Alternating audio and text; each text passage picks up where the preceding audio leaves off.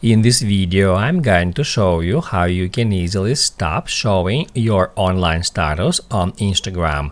Be sure to watch the video to the very end so you don't make any mistakes, and of course do not forget to like this video and subscribe to my channel. Thanks guys.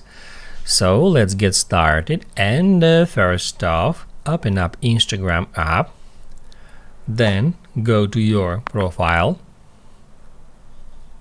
tap Add menu and select Settings and Privacy. After that, tap right here at that search box, enter ACT, which stands for activity. We need to search for show activity status. That's the easiest way to do so. After that, once we are on activity status, all we have to do in order to stop showing our online status is just turn this option off.